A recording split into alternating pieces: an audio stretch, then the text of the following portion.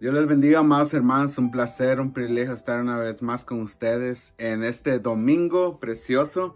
Y vamos a iniciar este hermoso tema titulado La Pascua, tipo de Cristo, el Cordero Perfecto. Y espero que se gocen en la palabra del Señor. Damos gracias a Dios por las bendiciones que nos ha dado y gracias al Señor que la iglesia ya está perseverando y estamos regresando ya a algo maravilloso los miércoles con nuestro hermano Fito ya dando las clases en la iglesia. Es una bendición tener esas clases porque nos avivan y nos edifican para ser de bendición para nosotros. Dios bendiga a nuestro hermano Fito, a todos los hermanos que están en la enseñanza y en la predicación. Sigamos orando por ellos y diciendo eso, vamos a orar y dar gracias a Dios por esta hermosa dominical. Amén. Padre, Señor, te damos gracias por este hermoso día que nos has proveído, Señor. Declaramos victoria, Señor. Levantamos nuestras manos, Padre, y declaramos bendición, Padre amado. Declaramos, Señor, que tú seas el que nos guarda, Señor, nos proteges de toda plaga, de toda maldad, Señor. Padre amado, tú eres nuestra fortaleza, nuestro pronto auxilio, Padre, y declaramos victoria. Declare victoria, amado hermano, en el nombre de Jesús. Amén y amén. Gloria al Señor. Si se le alaba, se goza, dice uno de nuestros hermanos Rodríguez, ¿verdad? Si le alaba, se goza, gloria al Señor. La Pascua, tipo de Cristo, el Cordero Perfecto, es el tema de esta mañana. La Pascua, tipo de Cristo, el Cordero Perfecto. Vamos a estar mirando la primera parte, escuela dominical, y el siguiente domingo miramos la segunda parte. Vamos a estar basando en Éxodo capítulo 13.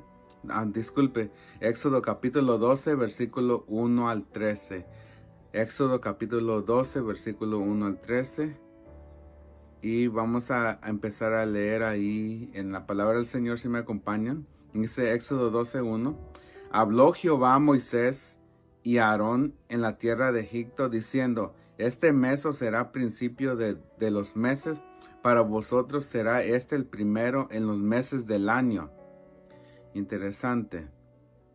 Hablad a toda la congregación, dice el versículo 3, hablad a toda la congregación de Israel, diciendo: En el 10 de este mes tomase cada uno un cordero según las familias de los padres, un cordero por familia. Entonces en el primer 10, en el día 10, en el primer mes, en el día 10, harían esto: tomarían un cordero según las familias de los padres, un cordero por familia. El 4 dice: Mas si la familia fuere tan pequeña que no baste para comer el cordero, entonces él y su vecino inmediato a su casa tomarán uno según el número de las personas, conforme el comer de cada hombre. Haréis la cuenta sobre el cordero. El 5, el animal será sin defecto, macho de 1 año, y lo tomaréis de las ovejas o de las cabras, y lo guardaréis hasta el día 14 de este mes, y lo inmolará toda la congregación del pueblo de Israel entre las 2 tardes. Y tomarán de la sangre y lo pondrán en los 2 postes, en el dintel de las casas en que lo han de comer. Y aquella noche comerán la carne asada al fuego, y panes sin levadura, con hierbas amargas lo comerán. Ninguna cosa comeréis de él cruda, ni cocida en agua, sino asada al fuego, su cabeza con sus pies y sus entrañas. Ninguna cosa dejaréis de él hasta la mañana. Lo que quedare hasta la mañana lo quemaréis en el fuego. Y lo comeréis así, ceñidos vuestros lomos, vuestro calzado en vuestros pies, y vuestro bordón en vuestra mano, y lo comeréis apresuradamente. Esta es la Pascua de Jehová. Pues yo pasaré aquella noche por la tierra de Egipto, y heriré a todo primogénito en la tierra de Egipto, así de los hombres como de las bestias, y ejecutaré mis juicios en todos los dioses de Egipto, yo Jehová. Y la sangre os será por señal en las casas donde vosotros estéis, y no habrá en vosotros plaga de mortandad cuando hiera la tierra de Egipto. Gloria al Señor. Hablando ahí de la Pascua, tipo de Cristo, el Cordero Perfecto. Entonces el tema esta mañana, la Pascua, tipo de Cristo, el Cordero Perfecto, ahí basado en Éxodo capítulo 12, versículo 1 al 13. Y vamos a analizar la fiesta judía de la Pascua como un tipo de Cristo, el Cordero de Dios. Segundo, asumir la correcta actitud que merece haber sido salvo por la gracia de Cristo. Y también, como nos dice el pensamiento central, el Cordero de la Pascua señala a Cristo como el Cordero de Dios que vino del cielo a salvarnos. Éxodo 12:13 dice, y la sangre os será por señal en las casas donde vosotros estéis, y veré la sangre y pasaré de vosotros, y no habrá en vosotros plaga de mortandad cuando hiera la tierra de Egipto. Éxodo capítulo 12, versículo 13. Los redimidos tenemos el sagrado deber de amar a Jesús, quien nos salvó, y dedicar nuestras vidas a su alabanza y al servicio de su bendita obra. Gloria al Señor. Lo voy a leer una vez más. Los redimidos tenemos el sagrado deber de amar a Jesús, quien nos salvó, y de dedicar nuestras vidas a su alabanza, al servicio en su bendita obra. Entonces Dios ordenó a su pueblo sacrificar un cordero en la Pascua. Vamos a mirar por qué la Pascua es tipo de Cristo, el Cordero Perfecto. Vamos aquí que durante la serie que estamos llevando, al cabo de este trimestre, la palabra nos ha enseñado la revelancia que tiene Cristo en las Sagradas Escrituras. El Antiguo Testamento es rico en referencias a nuestro Señor, y el Cordero de la Pascua es una de las reseñas más preciosas. Al estudiar toda la Biblia nos percatamos que por la herencia pecaminosa que Adán nos dejó, todos hemos pecado y estamos destituidos de la gloria de Dios. Por tanto, todo el mundo queda bajo el juicio de Dios, como dice Romanos ahí en 3:19. Ese es el cuadro que nos presenta esta lección. Primero, que todo Egipto, símbolo de este mundo, quedó bajo el justo juicio divino, y así en cada casa la muerte de todo primogénito sería inminente. No hubo manera de evitar que aquel juicio ya determinado por Dios, pero una diferencia gloriosa sería la visible en cuanto al pueblo de Dios, que ellos también estaban bajo el peligro del ángel heridor, pues se encontraban en una nación cuyas costumbres eran ajenas al Dios Santo y Todopoderoso. Mas Dios les mostró un método único cómo podían ser redimidos de la muerte. El método consistía en obtener un cordero y guardarlo por 4 días. El día 14 de Abib, o sea, el primer mes, debían inmolarlo y comerlo asado al fuego con panes sin levadura y hierbas amargas. Y si tomaban de la sangre del cordero y ponían de ella en los dinteles de las puertas y en las postes, entonces, ¿qué iba a pasar? El ángel pasaría de largo aquella casa, pues la sangre le sería por señal para que Dios no trajera juicio de muerte a su pueblo. Y hoy, cuando abunda todo tipo de herejías destructoras, vamos a mirar que Dios también está aquí para protegernos de cualquier situación, sea una pandemia, sea cualquier cosa. Dios estipula las reglas y nos da la fuerza, la fortaleza para poder resistir todo lo que va a venir. El pueblo de Israel no fue un pueblo que estuvo exento de todas las cosas que iban a suceder, sino simplemente Dios lo guardó de morir en esa método que iba a usar el Dios para matar a todos los niños de Egipto. Entonces Dios obró ahí en el pueblo de Israel para librarlos de esa muerte, a librar a los hebreos, a su pueblo, de la muerte que solamente tenía que tocar a los egipcios. Vamos a mirar que Dios ordenó a su pueblo sacrificar un cordero en la Pascua, como dice Éxodo capítulo 12, versículo 1 al 5, que ya leímos.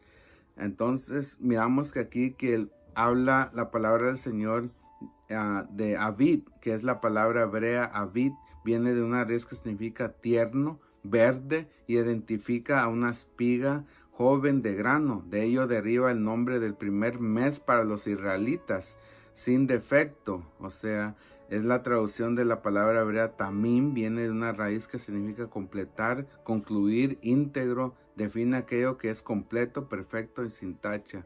Entonces, el Cordero de la Pascua sería ofrecido en el primer mes del año hebreo, o sea, Avid.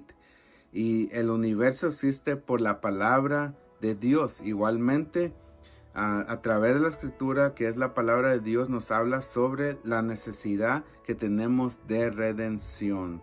Al leer el versículo 1 notamos que Dios habló de la Pascua a Moisés y a Aarón. Dios siempre nos ha querido hablar con sus siervos para que puedan llevar al pueblo sus instrucciones.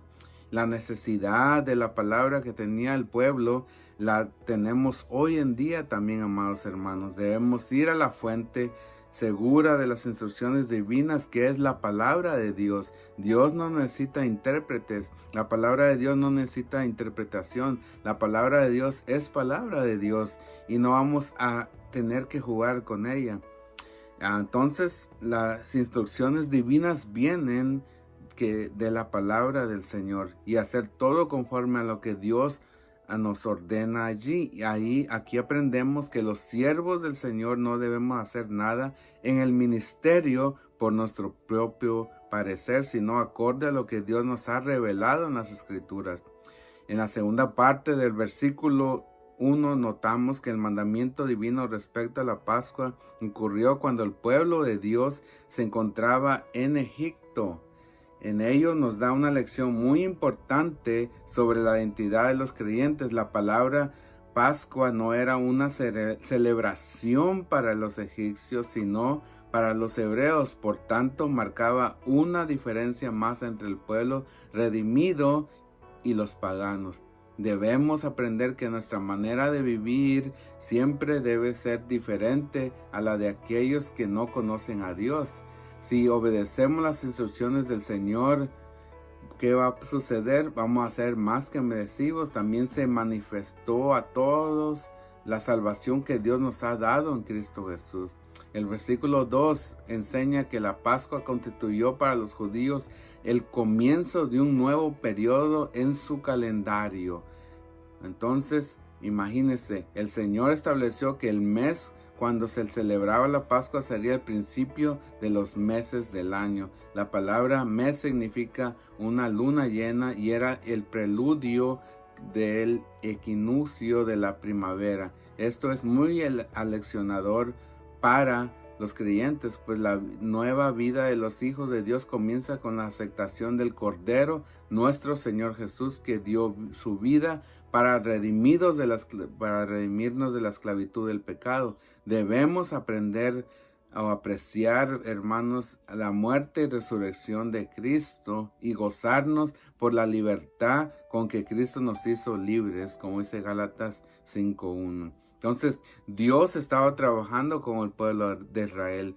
Dios estaba tratando de guardar a su pueblo, establecer un pueblo, a sacar a ese pueblo para que fuera glorificado Dios por medio de las acciones que iba a hacer con el pueblo, para tener un historial, para tener esa bendición de poder dar el ejemplo de que si Dios puede guardar a este pueblo tan pequeño, nos puede guardar a cada uno de nosotros de cualquier situación que venga, y los propósitos de Dios se van a cumplir con nosotros o sin nosotros. Se van a cumplir los propósitos de Dios. Faraón tuvo la oportunidad de ser parte de cumplir los propósitos de Dios, pero sin embargo el enemigo nunca va a ceder a lo que Dios desea, lo que Dios quiere para el bienestar de su pueblo. Él quiere tener a cada uno de nosotros en esclavitud y nos quiere tener de acuerdo a lo que Él desea que hagamos. Y así estaba el pueblo de Israel. Estaba en un momento de esclavitud, estaba en un momento que no podían hacer nada, estaban atados, no tenían una esperanza, una salida para poder ser liberados de los egipcios. pero sin embargo Dios en su amor, en su misericordia, nos muestra cómo Él nos puede sacar del mundo y nos puede librar del pecado y de la esclavitud en la cual estamos, no solo nosotros, sino también todo nuestro hogar, porque hemos estado viviendo en una vida en la cual pensamos que somos libres, pero la realidad que no somos libres, no somos libres para hacer decisiones, no somos libres para alabar a Dios, no somos libres para disfrutar la vida, estamos esclavizados. Y eso es lo único que conocemos cuando vivimos en el mundo. Conocemos la maldad, conocemos a un Dios no conocido que en realidad nos han presentado que vivimos una vida muy religiosa, muy apegada a lo que nuestros padres o nuestros abuelos hicieron, pero sin embargo no entendemos nada. Y esa es la razón que mucha gente no viene a los pies de Cristo. Está todavía en un momento en el cual Dios está tratando con la vida de ellos, pero no quieren dejar esa vida de esclavitud. No quieren dejar.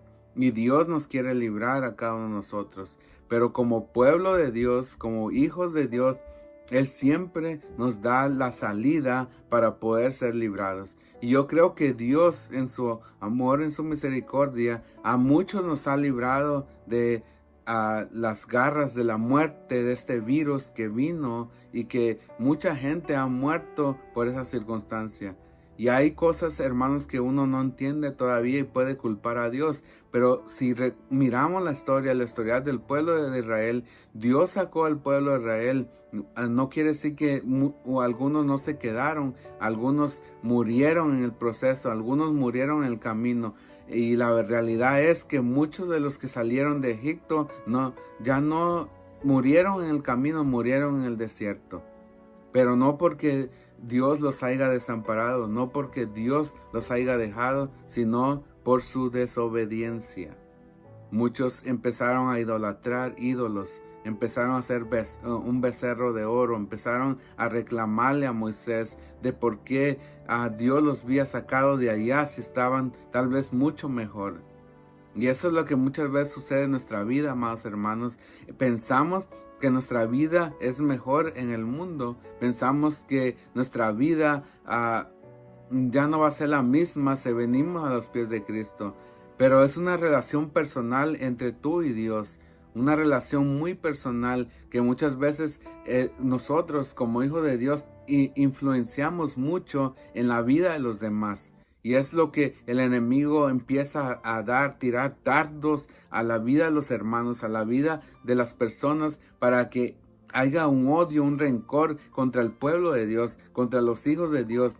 Pero la realidad es que el mal se lo está haciendo uno.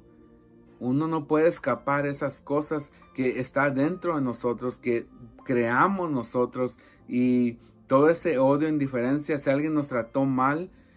Yo pienso que a Moisés, por ser un siervo de Dios, una persona que guiaba al pueblo, muchos llegaron a odiarlo, a culpar a Moisés por lo que había sucedido. Sin embargo, Dios estaba en el asunto, y así sucede. Hay muchas personas allá afuera, muchas personas que ya no llegan a la iglesia, muchas personas que están alejadas de Dios, muchas personas que ya no tienen la protección de Dios porque se han alejado, porque están heridas. Hay heridas en su corazón, no pueden perdonar. Y yo no puedo llegar a ese nivel de entender la situación de cada uno de ustedes o de ellos, pero sí Dios entiende esa situación. Y no podemos culpar a Dios de las cosas que estamos pasando, porque Él quiere lo mejor para nosotros.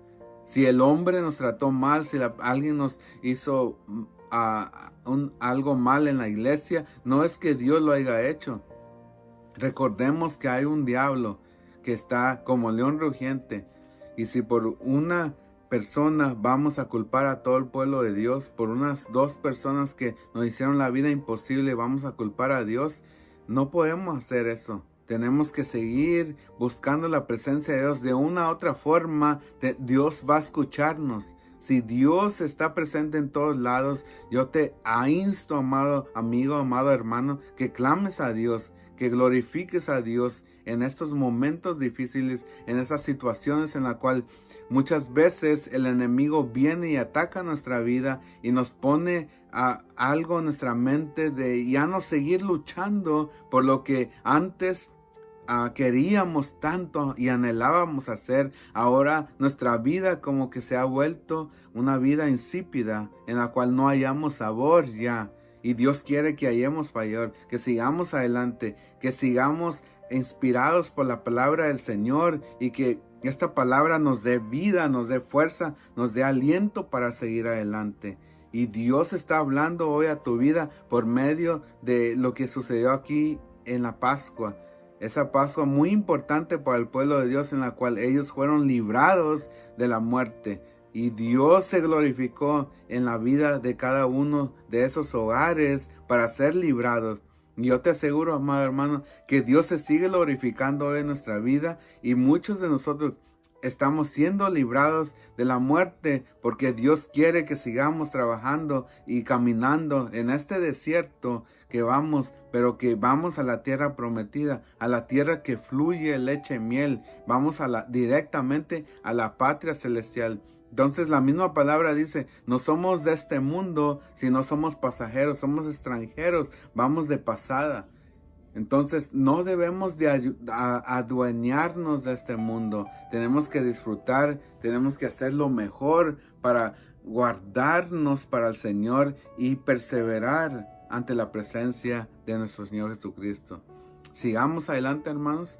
El Cordero debía ser perfecto y toda la familia debía participar de él. Qué interesante cómo Dios une las familias. Y es muy hermoso, hermanos, mirar las familias unidas. Familias en las cuales conviven juntas, familias que se congregan, familias que hacen eventos juntos, familias que platican acerca de la palabra de Dios, familias que empiezan a glorificar a Dios en diferentes formas, se unen para hacer la diferencia en este mundo. Y Dios se glorifica en las familias. Entonces el Cordero debía ser perfecto y toda la familia debía participar de él. Vamos a mirar que en la porción bíblica que estudiamos ahora hay requerimientos divinos muy importantes sobre el Cordero y ello deja ver el interés que tiene Dios en las familias de su pueblo. El versículo 3 hace notar que el Cordero debía ser escogido con la visión de salvar de la muerte a la familia. Aquí vemos un cuadro de Cristo quien el mismo día 10 de Aviv, cuando este Cordero debía ser escogido, vino a Jerusalén en su entrada triunfal, como dice Mateo capítulo 21, versículo 1 al 11. No lo vamos a leer, pero ahí apúntelo. A través del Antiguo Testamento, Dios trató con familias y en el Nuevo Cristo ministró también las familias. Nos acordamos de Jesús en la casa de Jairo para dar vida a su hija, como lo narra Marcos 5:35 al 43. En el hogar de Zaqueo también para hacer llegar allí la salvación, como lo narra Lucas 19, versículo 1 al 10. Y en casa de Marta y María también para enseñar la palabra, como lo narra Lucas 10, 38 al 42. Para dar vida a Lázaro también, como dice Juan 11, 17 al 44. Y para ser ungido para su sepultura también. Pablo y Silas dieron a entender que la salvación del Señor es para toda la familia, como dice Hechos 16:31. Los que hemos sido alcanzados por la gracia de Cristo debemos procurar la salvación de nuestros familiares. Y en el versículo 4 se orienta que si la familia no bastare para comer el Cordero, entonces no bastaré para comer. O sea, si la familia era muy pequeña y no bastaba para comer el Cordero, entonces tenían que unirse con el vecino inmediato. Debían tomar un cordero y comerlo entre las dos familias. La referencia es a dos familias del pueblo de Israel. De aquí aprendemos que Cristo es el verdadero Cordero de Dios. Amén. Vino a establecer un cuerpo de creyentes que tiene comunión entre sí. Él dijo al instituir la Santa Cena que todos debían de aquella misma copa, de beber, de que todos bebieran de aquella misma copa, como dice Mateo 26, 27. Y Pablo enseñó que el pan que partimos es la comunión del cuerpo de Cristo. 1 Corintios 10, 16. Por tanto, los creyentes debemos tener comunión con nosotros, hermanos, con nuestros hermanos en la fe. El versículo 5 revela que el cordero no solo debía ser macho, sino de 1 año. Algunos entendían esta condición como que hubiese nacido en ese año. Es la condición, habla de la ternura de Cristo. Sobre todo el cordero debía ser perfecto. Y aquí tenemos un cuadro precioso de la perfección de Cristo. Qué lindo. Entonces la Biblia nos enseña que Él es el más hermoso de los hijos de los hombres. Ahí lo puede leer en el Salmos 45, 2. O sea, moralmente intachable, absolutamente santo. El carácter de los creyentes debe ser consecuente con la identidad de Cristo, por lo que debemos procurar vivir agradando a Dios en todo. Gloria al Señor. Entonces, ahí concluimos, amados hermanos, esta primera parte del tema, la Pascua, tipo de Cristo, el Cordero perfecto. Espero que se hayan gozado. Damos gracias a Dios y así los veo el próximo domingo. Padre, Señor, gracias. A ti sea la honra y la gloria, Señor, la alabanza, la oración. Te damos gracias por esta hermosa palabra que nos has dado, Señor. Que mis hermanos hayan sido bendecidos, Señor. Que sigan siendo fortalecidos, Señor. Que tú nos ayudes cada día, Señor.